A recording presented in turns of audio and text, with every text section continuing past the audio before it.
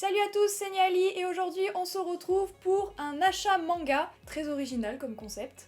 Alors je l'ai appelé achat manga de novembre, mais en réalité c'est des achats que j'ai fait en octobre. Mais comme j'ai participé à mon propre challenge qui est le novembre no manga, donc qui consiste à baisser un max sa palle et à ne rien acheter du tout, je me suis dit que j'allais regrouper les 2 mois et que ça serait plutôt sympa de faire comme ça.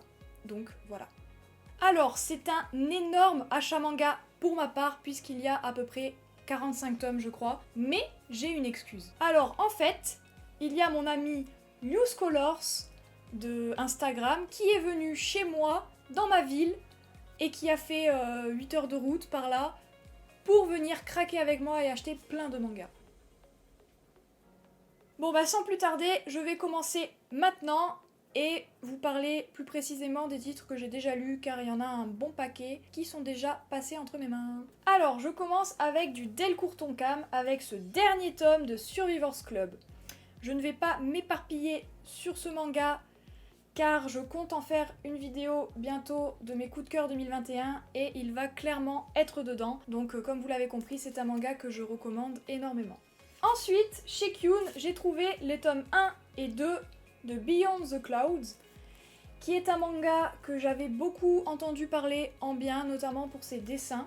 Je les ai trouvés d'occasion à 8€ les 2 tomes, donc je me suis dit que c'était un prix plutôt abordable et que j'allais me laisser tenter. J'ai donc déjà lu ces 2 tomes en lecture commune avec Yus, et c'est très mignon, sympa, original. C'est pas mon genre favori, mais ça se laisse lire et je suis curieuse d'avoir la suite. On poursuit avec les tomes 4 et 5 de Koi Furu Colorful. Alors c'est un petit shoujo qui avait été un petit peu à l'abandon avec Panini comme beaucoup de séries chez cette maison d'édition. On n'en entendait plus trop parler, mais comme Panini a relancé des offres, un acheté, un offert, et il y avait le starter pack du tome 1 et 2, donc j'ai forcément craqué.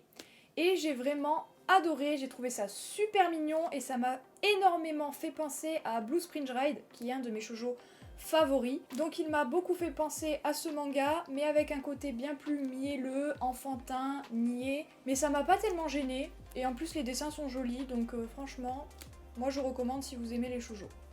On passe maintenant au tome 5 de I Feel in Love After School. J'ai lu ce tome, et honnêtement, c'est une petite déception pour moi. Voilà. J'avais adoré les 4 premiers tomes qui étaient dans un schéma très classique, mais franchement, ça marchait du tonnerre, enfin je trouve.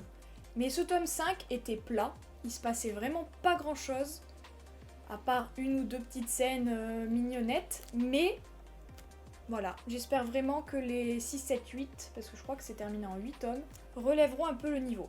Voilà, parce que c'est quand même une série que j'affectionne. Donc voilà, j'espère vraiment que la suite et fin relèvera le niveau, car le début était vraiment très prometteur. On passe maintenant à une nouveauté, en tout cas pour ma part, car je n'avais toujours pas craqué pour ce manga. Donc Blue Period, les tomes 1 et 2 de chez Pika Édition. Pourquoi je n'avais pas craqué? Alors, déjà, on en entendait énormément parler, en bien d'ailleurs. Mais j'avais lu des avis comme quoi c'était très centré art dès le début et que c'était un petit peu compliqué pour les gens qui n'y connaissent rien. Et du coup ça m'avait un petit peu refroidi. Mais récemment l'anime est sorti, j'ai regardé l'épisode 1 et je me suis dit bon allez, j'aime bien, je le tente. Du coup pour l'instant je n'ai lu que un tome, d'ailleurs c'est des énormes pavés, j'ai clairement mis plus de 2 heures à lire le tome 1. Et ce tome 1 était vraiment cool. Les dessins, c'est pas trop ma tasse de thé, mais franchement, pour l'instant, les personnages sont intéressants. Le protagoniste, j'aime bien comment il évolue. Et donc, j'ai vraiment hâte de lire le tome 2 et de découvrir la suite de cette histoire. On poursuit, toujours chez Pika, le one-shot Elle et son chat. Je ne l'ai pas encore lu, j'en ai entendu énormément de bien, alors j'espère qu'il va me plaire. En général, les histoires de chats, je fais facilement une overdose. Du coup, je les lis entre 2 petites lectures et ça passe en général assez crème. En tout cas, voilà, je pense le lire très bientôt, car il me fait de l'œil depuis ma palle. Pour rester dans les one-shots, un petit one-shot de chez Komiku. J'ai pas tellement de séries de chez Komiku, alors je me suis dit, let's go, voilà. La couverture était super jolie, je savais pas du tout à quoi m'attendre et je l'ai acheté un petit peu à cause de Liu, qui l'a pris comme ça et elle m'a dit, vas-y, prends-le. J'ai fait, allez, let's go. J'ai d'ailleurs récemment posté dessus sur Instagram et mon avis est plutôt positif, donc n'hésitez pas allez le voir. En tout cas, en bref, j'ai beaucoup aimé.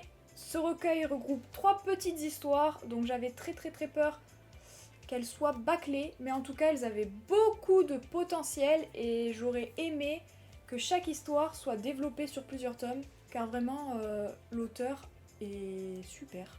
Une série que je voulais depuis un long moment, mais à cause du challenge que j'avais fait avec Liu, qui était de terminer 2 séries pour en commencer une, et bah ça a traîné en longueur. Mais enfin, le voilà, le tome 1, une histoire qui me fait énormément penser à Blue Flag. J'en ai vu du bien comme du moins bien. En tout cas, j'ai très hâte de me faire mon propre avis, car je sens que ça va quand même me plaire. Ensuite, on continue avec une série méconnue, en tout cas, j'en entends absolument jamais parler. Les tomes 2 et 3 de Contamination. J'ai le tome 1 dans ma palle depuis une éternité, et je me suis dit que c'était qu'en 3 tomes, j'allais m'acheter la suite, surtout que j'ai très peur des arrêts de commercialisation. Du coup voilà, maintenant la série est réunie, je vais pouvoir me lire ça, et puis je pense que ça doit être un petit peu dans l'ambiance thriller, et en général ça me plaît beaucoup, donc hâte de vous en faire un retour plus détaillé. On passe maintenant à l'unique tome qui est vraiment de novembre pour le coup, et non, je n'ai pas triché, c'est juste que ma mère avait lu les 9 premiers tomes et il lui fallait absolument la suite, du coup bah elle l'a acheté, voilà, sans mon consentement. Du coup voilà, il est finalement dans ma mangatech, mais pour ne pas tricher, je n'ai pas le droit de le lire et je dois attendre Liu pour le lire en décembre et dévorer cette fin, car comme vous le savez, le bateau de Thésée, c'est vraiment une énorme pépite et un de mes mangas préférés. Trop envie de le feuilleter, mais j'ai pas le droit. Alors, je vais ajouter dans cette vidéo aussi les concours, car récemment j'ai gagné 2 concours. Oh, ça tombe. Donc tout d'abord, le tome 1 de Carol and Tuesday, un manga qui me fait de l'œil depuis un bon moment. Donc je l'ai gagné, je me suis dit bah let's go hein. Donc merci beaucoup à Ayame pour ce concours. Un autre concours que j'ai gagné ce mois-ci, c'est Odin Sphere le tome 1. Alors je ne connais pas du tout, je n'ai vu aucun avis sur Instagram. Mais bon, j'étais la seule qui avait participé apparemment. Et forcément, bah il est dans mes mains. Voilà. Donc un grand merci à Mangatopia. Et j'espère quand même aimer un petit peu, car c'est pas trop mon genre. Mais les dessins sont super jolis, et puis c'est bien de découvrir des nouvelles maisons d'édition, car je ne connais pas du tout Mana Books, voilà. On va passer chez Akata, donc c'est là où j'ai le plus de tomes achetés, donc on en a pour un petit moment. Le dernier tome de En proie au silence, donc le tome 8. Alors, comment dire, cette série, je suis vraiment très mitigée. C'est-à-dire que les 4-5 premiers tomes, j'ai vraiment eu énormément de mal.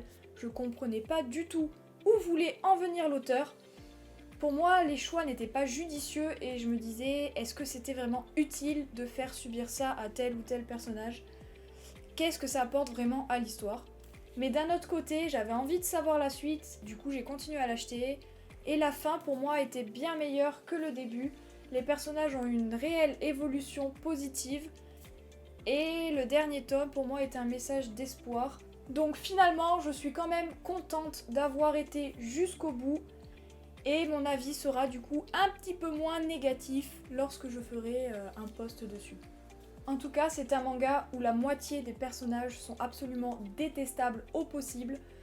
Et franchement, ce tome 8 m'a régalé. Toujours chez Akata, le tome 7 de À tes côtés. Un petit shoujo absolument adorable avec des dessins magnifiques. En même temps, c'est Megumi Morino. Maintenant, vous commencez à savoir que je l'affectionne beaucoup. L'évolution de Hananoi dans ce manga est juste incroyable. Au début, je ne le supportais pas. Il était beaucoup trop, comment dire, possessif, jaloux. Enfin, c'était trop de trop. Et vraiment, il s'est amélioré, il a pris sur lui, car pour une fois, il était vraiment amoureux donc de l'héroïne. Du coup, voilà, c'est un manga super mignon. Et ce tome, bah, l'était aussi. Voilà. Encore chez Akata, les tomes 1 et 2 de Quand sonne la tempête. En ce moment, je suis plutôt dans un mood thriller. Alors quand j'ai vu ce manga sortir, je me suis dit, il me le faut. Le synopsis est complètement what the fuck. On a affaire à un héros qui se retrouve un petit peu dans la merde, comme dans la plupart des mangas. Il se fait avoir par un ancien ami qui le force à aller se débarrasser d'un cadavre. Logiquement, le héros, bah qu'est-ce qu'il fait? Il dit non. Sauf que, en face de lui, ils lui disent bah sinon, on te bute. Voilà. Donc comme ça, c'est clair, forcément, il n'a pas le choix, il va se débarrasser du corps, seulement il va faire tomber son portable. Ce portable va être donc retrouvé par le père de la fille morte, qui va tout simplement choper le gars, lui ouvrir le bide et lui foutre le téléphone dedans. Tout est normal, hein. Tout est normal. Et je tiens à préciser que le père de la fille est médecin. Donc voilà, c'est pour ça qu'il est pas mort, hein, quand même, après avoir eu un téléphone dans le bide. Voilà. Je ne sais même pas quoi dire tellement ce manga n'a pas de sens. En tout cas, j'ai beaucoup aimé ce manga. C'était vraiment très sympa, très bizarre. Et pareil, encore des personnages détestables au possible, notamment celui-là, là, qui à la fin du tome 2, franchement, j'étais plutôt mal à l'aise avec les actes qu'il faisait.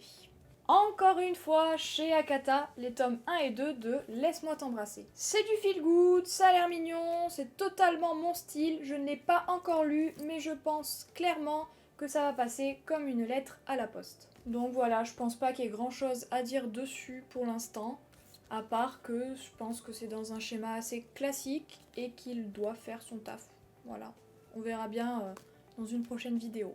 Encore chez Akata, le tome 1 de Momele. Alors Momele, je n'ai pas encore lu car j'attends d'avoir le tome 2, vu que c'est une série courte. J'ai vu énormément d'avis positifs sur ce manga et j'ai juste trop hâte de me plonger dedans. En plus, les thèmes sont cohabitation, romance et communication. Et en général, c'est des thèmes qui marchent bien dans un petit manga, quoi. Enfin voilà, je remarque que je lis de plus en plus de séries courtes et que ça me plaît bien, même si bon, j'avoue qu'en général je préfère les séries d'une dizaine de tomes car c'est bien plus développé. Mais en tout cas, en général, je passe un bon moment et j'espère que ça va être le cas avec Momele. En tout cas, n'hésitez pas à me dire si vous l'avez lu, parce qu'il a l'air vraiment cool. Encore chez Akata, mais cette fois il ne s'agit pas vraiment d'un achat, mais plutôt d'un cadeau, qui est un petit peu en avance parce qu'il s'agit d'un cadeau de Noël de la part de Liu. C'est un manga que je voulais absolument commencer. Si je me rappelle bien, ça parle d'une histoire d'amour, donc d'une jeune femme qui tombe amoureuse d'un homme homosexuel, et j'ai trouvé le thème super intéressant et j'ai vraiment trop hâte de voir comment c'est abordé dans un manga. Bon, comme d'hab, à chaque achat manga, il faut qu'il y ait au moins un yaoi, et ben aujourd'hui c'est Change World, les tomes 1 et 2. C'était pas du tout prévu au programme, mais Liu me les a pris et me les a donnés, et m'a dit « tu le liras avec moi ».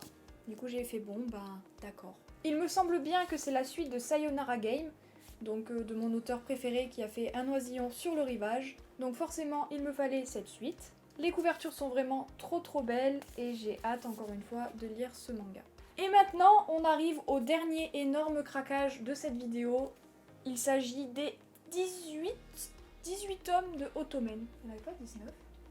J'ai eu ces 18 mangas pour seulement 54 €, donc franchement c'est pas très cher. C'est donc une série en arrêt de commercialisation que je ne comptais pas forcément me prendre.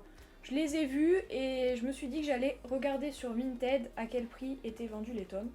Et quand j'ai vu que certaines personnes les vendaient à genre 180 € les 18 tomes, je me suis dit ok, c'est mon unique chance de les avoir à un prix abordable, alors j'ai foncé. En plus, le synopsis est vachement original, puisqu'il s'agit d'un ottoman, donc le héros est un ottoman, et si on lit la définition de ottoman, c'est homme qui pense comme une fille, qui aime les mêmes choses que les filles.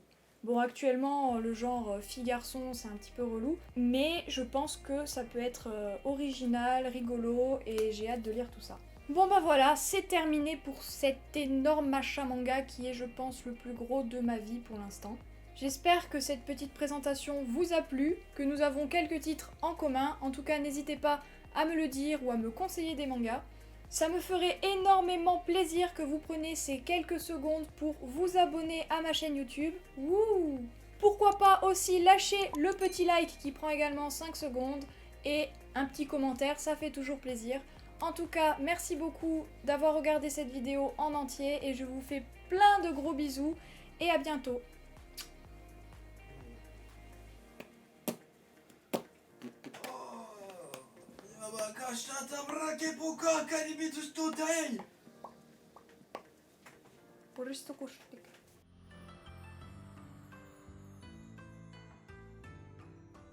Mais enfin bon, là, milieu, là.